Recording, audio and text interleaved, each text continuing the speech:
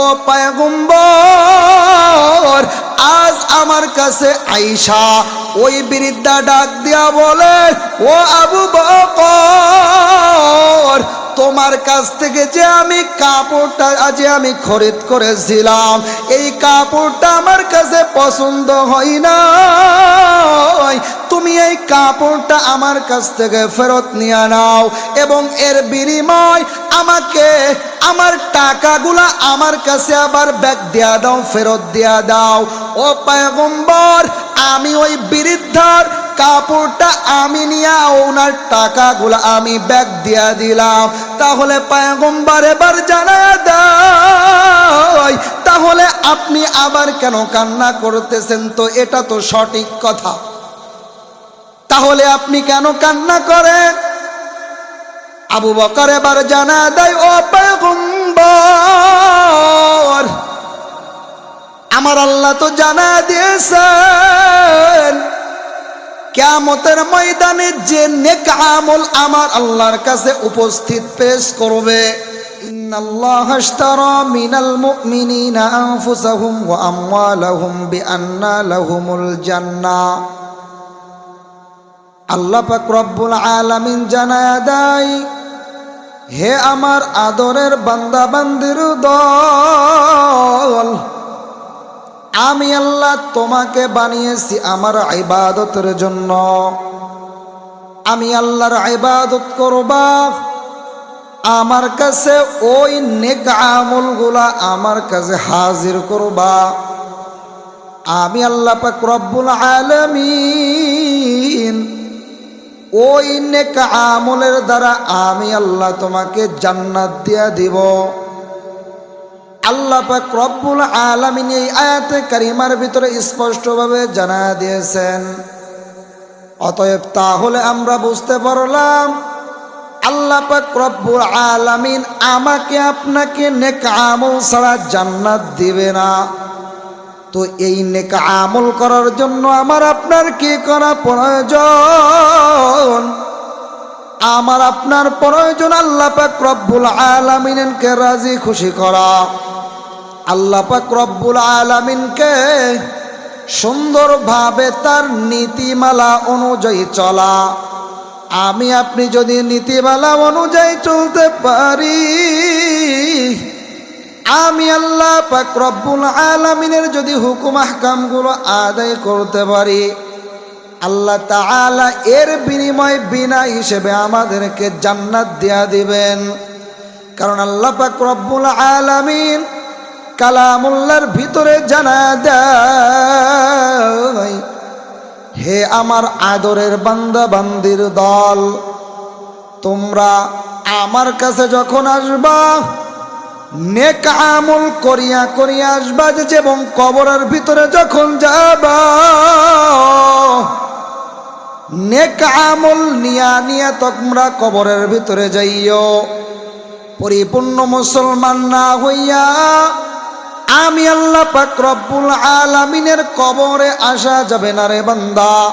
যদি তুমি নেক আমল না নিয়া আমি আল্লাহ পাক রব্বুল আলামিনের কবরের ভিতরে আসো, আমি আল্লাহ জানা দিলাম তোমার জন্য বড় বড় সাপ, তোমার জন্য বড় বড় বিচ্ছু, তোমার জন্য সব কিছু অপেক্ষা করতেছে।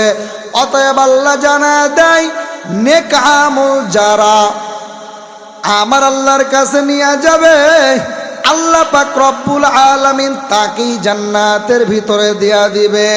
অতএব মুসলমান, নেক আমলের বিনিময় আমার আল্লাহ জান্নাত দিবে। পয়গম্বর মুহাম্মদ আলাইহিস সালাতু ওয়াস সালাম আম্মা জান আয়েশা রাদিয়াল্লাহু তাআলা আনহার হুজরায় ঘুমাইতেছে। এমত অবস্থার ভিতরে পয়গম্বর শুনতে পায় মসজিদ নববীর ভিতরে কেমন যেন কান্নার আওয়াজ আসে। কে কান্না করে? পয়গম্বর এবার মসজিদ নববীর দিকে রওনা দিয়া দিল। মসজিদ নববীর দিকে যাইয়া দূর থেকে তাকা দেখে কে কান্না করতেছে? নিজেই কাজ করিয়া বের করতেছে। তাকায় দেখে আর কোন সাহাবা একরাম না, এটা আমার ওই আবু বকর সিদ্দিক, যে কিনা জান্নাতের ভিতরে 10 জন সাহাবা একরাম যাবে, তাদের ভিতরে একজন সার্টিফিকেট প্রাপ্ত সাহাবা একরাম হলো আবু বকর সিদ্দিক। এই আবু বকরকে যখন কান্না অবস্থায় দেখা হয়, পয়গম্বর এবার যাইয়া ডাক দিয়া বলে, ও আবু বকর, আপনি কেন কান্না করতেছেন রে আবু বকর? জানায় দেন আপনি কেন কান্না করতেছেন। আবু বকর এবার জানায় দেয়, ও পয়গম্বর, আমি কান্না করতেছি কেন জানেননি?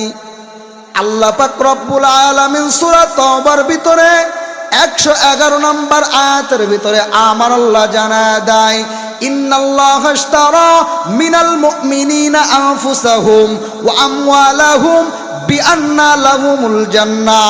আমার আল্লাহ জানা দিছে, যারা নেক আমল আমার আল্লাহর কাছে আনবে,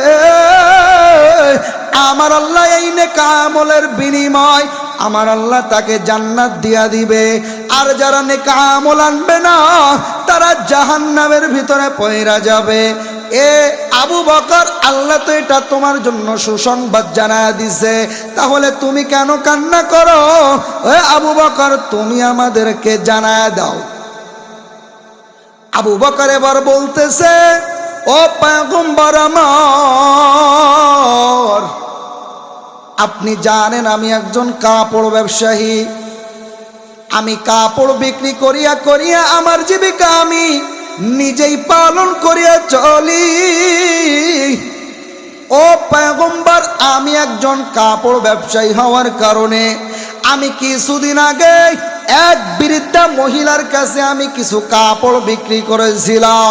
এই কাপড়টা ওই বৃদ্ধা প্রায় 1 থেকে 2 মাস আগে নিয়ে নিল।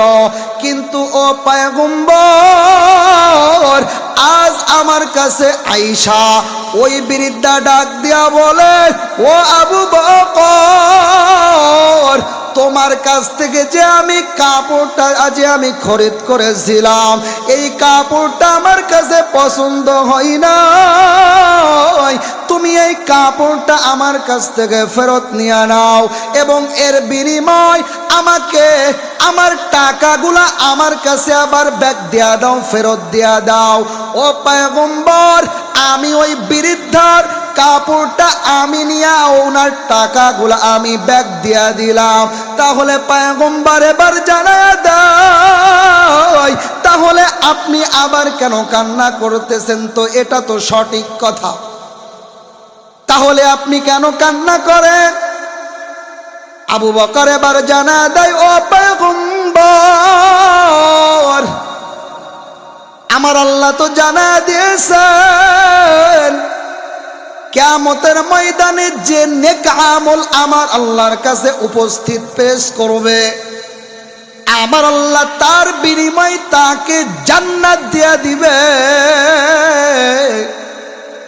ও পয়গম্বর, কাল কিয়ামতের ময়দানে ভাই ভাইকে চিনবে না, বোন ভাইকে চিনবে না রে পয়গম্বর।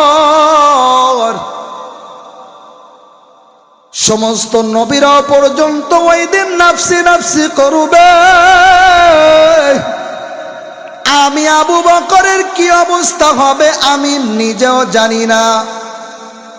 ও পয়গম্বর, আমি কাল কিয়ামতের ময়দানে যদি আল্লাহ পাক রব্বুল আলামিন যদি আমাকে ডাক দেয়া বলে, ও আবু বকর, তোমার নেক আমলগুলা তুমি নিজে ফেরত নিয়ে নাও, এর বিনিময় আমি আল্লাহ যে তোমাকে জান্নাত দিয়েছিলাম, এই জান্নাতটা আমার কাছে তুমি আবার দিয়া দাও। ও পয়গম্বর আমি কান্না করতেছি, আল্লাহ যদি জানায় দেয় এ আবু বকর তোমার নেক আমল তুমি নিয়ে নাও এবং আমার জান্নাত আমার কাছে আবার ফেরত দিয়া দাও, ও পয়গম্বর তখন আমি আবু বকরের কি অবস্থা হবে?